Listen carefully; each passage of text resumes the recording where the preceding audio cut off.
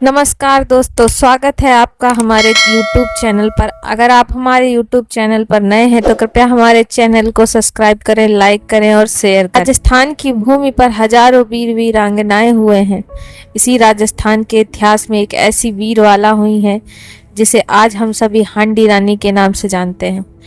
हांडी रानी द्वारा दिया गया बलिदान अपने आप में एक ऐसा बलिदान है जो इतिहास में कहीं दूसरा नहीं मिलता है। आइए चलिए जानते हैं हांडी रानी के बलिदान के बारे में एक अनोखी कहानी। मेवाड़ के महाराणा राज सिंह के समय दिल्ली का बादशाह औरंगजेब था। इन दोनों के मध्य प्रारंभ में तो बड़ा सम्मान था, परंतु बाद में इनके राजनीतिक संबंधों में टकराव होने लगा। इसका कारण था जब औरंगजेब ने जोधपुर के महाराजा जसवंत सिंह की मृत्यु के बाद जोधपुर के राज्य उनके नाबालिग पुत्र अजीत सिंह को न देकर उस राज्य को मुगल साम्राज्य में मिला देना चाहता था और अजीत सिंह को मारना चाहता था। तब जोधपुर के वीर दुर्गादास राठौर अजीत सिंह को महाराणा के संरक्षण में रखा, जिससे औरंगजेब बहुत क्रोधित हुआ और उसने महाराणा को अजीत सिंह को सौंपने के कई फरमान भेजे, परंतु महाराणा ने एक भी नहीं सुनी और बादशाह की आज्ञा की अवहेलना कर दी। दूसरा कारण दोनों के मध्य दूरियां बढ़ाने वाला यह था कि बादशाह किशनगढ़ की राजकुमारी चारुमती से विवाह करना चाहता था, परंतु चारुमती किसी मुगल से विवाह नहीं करना चाहती थी। अतः उसने मेवाड़ के महाराणा को एक पत्र लिखा और उनसे विवाह करने का प्रस्ताव रखा। यह पत्र महाराणा ने पूरी राजसभा में सुनाया और निर्णय लिया कि वो राजकुमारी से विवाह करेंगे, भले ही उन्हें बादशाह से युद्ध ही क्यों न करना पड़े। इसलिए उन्होंने तुरंत सिलंबुर के राव रतन सिंह को युद्ध में जाकर मुगल सेना को रोकने को कहा। अब यहीं से हांडी रानी की कहानी शुरू होती है। सिलंबुर मेवाड़ का एक ठिकाना था जिसके सामंत चूड़ावत सरदार राव रतन सिंह थे। जब महाराणा ने उन्हें युद्ध के लिए बुलाया तब उनका विवाह हांडा राजपूत कन्या सेहल कंवर से हुआ था, जो हांडी रानी नाम से प्रसिद्ध थी। जब महाराणा राज सिंह का पत्र सिलंबुर पहुंचा तब सिलंबुर की खुशी का माहौल युद्ध की खबर सुनकर एकदम बदल गया और युद्ध की तैयारियां होने लगी। राव रतन सिंह अपनी सेना लेकर युद्ध के लिए प्रस्थान करने लगे।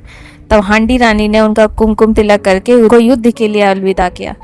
जब राव युद्ध के लिए जा रहे थे तब वे झरोकों से रानी को देखने लगे और सोचने लगे कि जिसके साथ उन्होंने कुछ दिन पहले विवाह किया था और जन्मों जन्म का साथ निभाने का वादा किया था, उसका उनके युद्ध ने वीर गति प्राप्त होने पर क्या होगा। यह सोचकर रतन सिंह रानी की तरफ देखने लगे।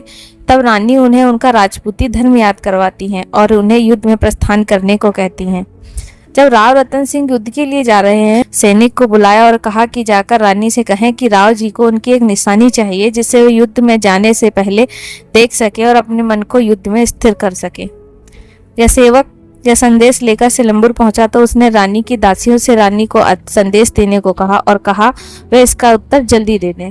जब रानी ने यह संदेश पढ़ा तब वे सोचने लगी कि उनके पति उनके सौंदर्य के कारण अपने कर्तव्य से विमुख हो रहे हैं और अगर कोई वस्तु उसने निशानी के रूप में रतन सिंह को दी तो युद्ध में लड़ने की बजाय उस वस्तु को ही देखते रहेंगे और तब वे अपने राजपूती धर्म का पालन नहीं कर पाएंगे। अतः इतना सोच के रानी ने दासी को थाल लाने को कहा और संदेश लिखते हुए कहा कि इस थाल को राव जी के अलावा इसका कपड़ा कोई नहीं हटावे। इतना कहकर रानी ने तलवार ली और अपना सिर काट दिया और वो सिर सीधा उस थाल में गिरा। सेवक उस थाल को लेकर जल्दी से राव रतन सिंह के पास गए और उस थाल को लेकर देखकर राव की आंखें फटी की फटी रह गईं और सेवक ने रानी की निशानी देते हुए कहा, रानी ने उनसे कहा है कि वे युद्ध में एक क्षत्रिय की भांति अपने पूरे मनयोग से युद्ध करें और शत्रु की सेना का संहार करें। रानी के इस बलिदान ने रतन सिंह को उनका कर्तव्य याद दिलवाया। तब राव रानी के बालों के 2 हिस्सों में विभक्त करके अपने गले में माला बनाकर पहनकर युद्ध करने के लिए चल पड़े। उस युद्ध में रतन सिंह ने बहुत वीरता दिखाई। इस युद्ध में राव वीर गति को प्राप्त हुए और वह इस युद्ध को जीत गए और मुगल सेना कार्य क्षेत्र से कार्यों की भांति भाग गई। तो ये थी रानी हांडी की कहानी, शौर्य वीरता की कहानी, ऐसा बलिदान जो इतिहास में फिर न दोहराया गया। हांडी रानी की कहानी।